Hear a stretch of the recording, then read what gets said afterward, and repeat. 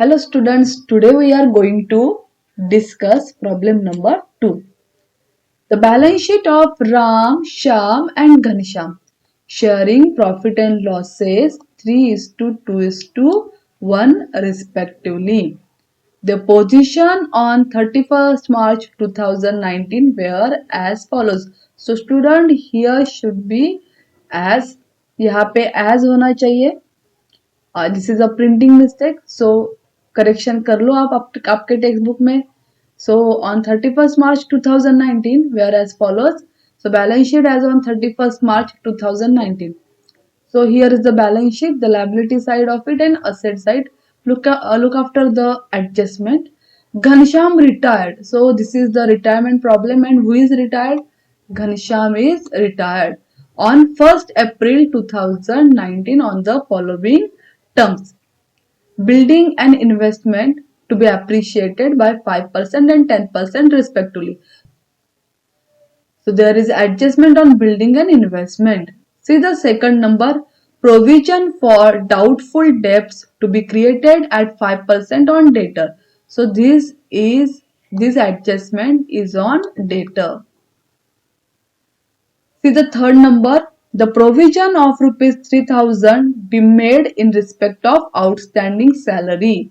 So student, outstanding salary is not here in the balance sheet, but अगर नहीं है balance sheet में तो हमें सेपरेटली इसकी एंट्री करनी है. बैलेंस शीट में भी इसका एक इफेक्ट होगा और एक इफेक्ट होगा प्रॉफिट एंड लॉस एडजस्टमेंट में. See the fourth, goodwill of the firm is valued at rupees 90,000. Now this is the total value of the goodwill for the firm. ये गुडविल की टोटल वैल्यू है firm की. And partner decide that goodwill should be return back. So यहाँ पे goodwill की हमें total value दी है, means हमें यहाँ पे रिटायर्ड पार्टनर जो है घनश्याम, इसकी गुडविल की वैल्यू फाइंड आउट करनी है. एंड आफ्टर दैट गुडविल जो है वो क्या हो रहा है, रिटर्न ऑफ हो रहा है. तो ये हमें यहाँ पे फोर्थ नंबर एडजस्टमेंट में दिखाना है. सी the fifth number adjustment, the amount payable to retiring partner be transferred to his loan account. So whatever difference come in partner's capital account in the column of retiring partner, तो वो जो difference है वो सारा difference हमें कहाँ दिखाना है, to loan account. So prepare profit and loss adjustment account, partners capital account and balance sheet of new firm. So this is the very simple problem of retirement, and here we are going to solve it. Now this is the problem that we are going to solve. Again, problem number 2, the balance sheet of Ram, Shyam and Ghanshyam sharing profit and losses 3 is to 2 is to 1. So again, profit sharing ratio is 3 is to 2 is to 1. Now we always start from the balance sheet liability side. So here the liability side, capital Ram, Shyam and Ghanshyam. Okay, capital account जो है वो सबसे पहले partners capital account credit side में जाता है. By balance brought down. तो by balance brought down 1,20,000, 90,000 and 60,000. So next is creditor 22,000. ये बैलेंस शीट लायबिलिटी में पोस्टिंग होगा इसका. Creditor 22,000 balance sheet liability side. Then bills payable again balance sheet liability side. तो bills payable 12,000 balance sheet liability में posting हो रही है. Then loan 50,000 again balance sheet liability side. Now इसके ऊपर कोई एडजस्टमेंट नहीं है तो हमने आउटर कॉलम में सबकी पोस्टिंग कर दी. And now balance sheet asset bank 54,000 asset में आएगा. तो फर्स्ट क्या कर रहे हैं हम, फर्स्ट बैलेंस शीट पूरी पोस्टिंग कर रहे हैं. After that debtor 90,000. There is adjustment on debtor, so write the amount in inner column 90,000. After that building, again building के ऊपर भी एडजस्टमेंट है. देन इन्वेस्टमेंट के ऊपर भी एडजस्टमेंट है. सो दोनों भी बैलेंस शीट असेट में आएगा, but we have to write in inner column. So leave the one line for debtor adjustment and then write building. So building 60,000. Then investment. So investment 1,50,000. Then balance sheet liability and asset side पूरा हो गया है. Then look after the adjustment.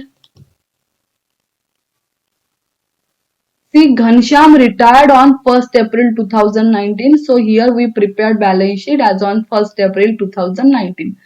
See, the first, building and investment to be appreciated by 5% and 10% respectively.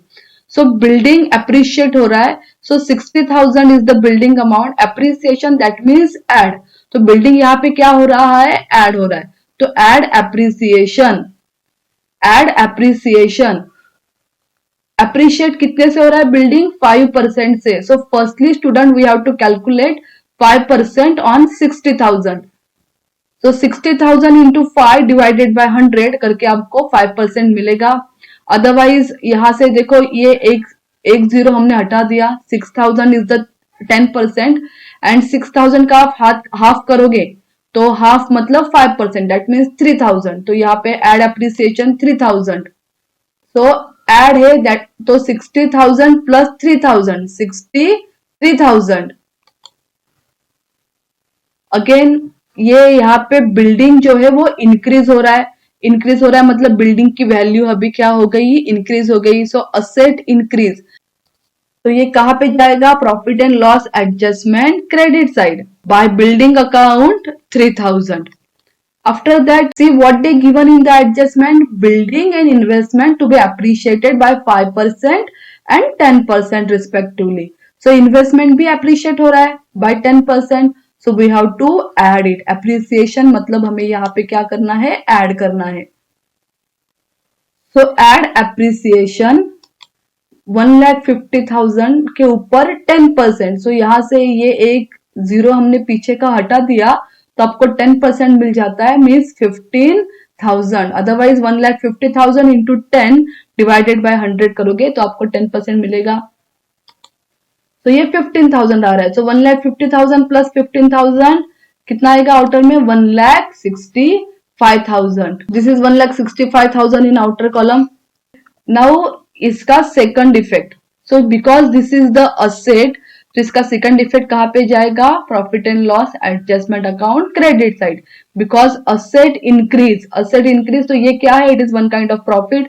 तो profit and loss adjustment account credit side में जाएगा. By investment account, by investment account 15,000 और investment कितने से increase हुई है? 15,000 से. So we have to write 15,000. Second number adjustment, provision for doubtful debts to be created at 5% on debtor. Now look at here, 90,000 is the debtor amount and provision for doubtful debts is 5%. Calculate 5% RDD on 90,000. Now 90,000 के ऊपर 5% RDD means it is 4,500. 90,000 into 5 divided by 100 करेंगे तो आपको RDD मिल जाती है, that is 4,500. No RDD is a loss because यहाँ because of RDD debtor जो है वो क्या होता है? डिक्रीज होता है. बिकॉज वी नो आरडीडी हम डेटर में से क्या करते हैं? लेस करते हैं. सो अगर आरडीडी हमें यहाँ से डेटर में से लेस करना है, लेस आरडीडी 4,500. ये 4,500 कैसे कैलकुलेट किया है student? 90,000 into 5 upon 100 because in the information they given 5% RDD on data. So ये 5% आ रहा है 4,500. तो देखो यहाँ पे डेटर जो है वो क्या हो गया? डिक्रीज हो गया. मतलब asset decreases. The amount in outer column is 85,500. So ये एक इफेक्ट हो गया. सेकंड इफेक्ट आरडीडी का, profit and loss adjustment account debit side होगा टू आरडीडी 4,500. तो ये सेकंड इफेक्ट हो गया आरडीडी का. Then see the next adjustment, third number, the provision of ₹3,000 be made in respect of outstanding salary. तो यहाँ पे देखो आउटस्टैंडिंग सैलरी बैलेंस शीट में नहीं है एंड अभी जो है प्रोविजन हुआ है आउटस्टैंडिंग सैलरी का. Profit and loss adjustment account debit side provision for outstanding salary 3000. Now why debit side? क्यों डेबिट साइड में इसका इफेक्ट आ रहा है? बिकॉज कि आउटस्टैंडिंग जो सैलरी थी वो अभी आपको क्या करना पड़ रहा है? पे करना पड़ रहा है, क्योंकि अभी ये प्रोविजन आउटस्टैंडिंग सैलरी का हो गया है, तो आपको ये 3000 जो है वो क्या करना पड़ेगा? पे करना पड़ेगा. So it is one kind of loss. तो ये प्रोविजन हुआ है बट अभी तक आपने पे नहीं किया. So this is one kind of liability कि provision of 3000 be made in respect of outstanding salary. So liability इसके लिए बैलेंस शीट लायबिलिटी में आएगा ये प्रोविजन फॉर आउटस्टैंडिंग सैलरी 3000.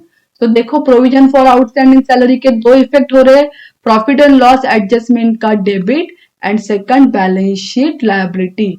इस तरीके से then fourth number, goodwill of the firm is valued at rupees 90,000 and partner decide that goodwill should be returned back. So student यहाँ पे जो ये goodwill है 90,000, this is the total goodwill of the firm, but we have to calculate the retire partner goodwill. तो हमको retire partner का जो share of goodwill है वो calculate करना है. कैसे calculate करेंगे? 90,000 into the share क्या है इसका retire partner का 1. प्रॉफिट शेयरिंग रेशियो 3:2:1 है, मतलब क्या हो गया? 3 + 2 + 1, 3 + 2 5 एंड +1 6. तो अगर रिटायरमेंट पार्टनर का हमें निकालना है शेयर, तो घनश्याम का क्या है? 1/6. सो 90,000 इंटू 1/6 आप करते हो तो आपको आंसर आता है 15,000. तो स्टूडेंट्स गुडविल जो है रिटायरिंग पार्टनर का वो कितना कैलकुलेट हो रहा है? 15,000. सो 15,000 फर्स्टली हमें घनश्याम के कॉलम में दिखाना पड़ेगा.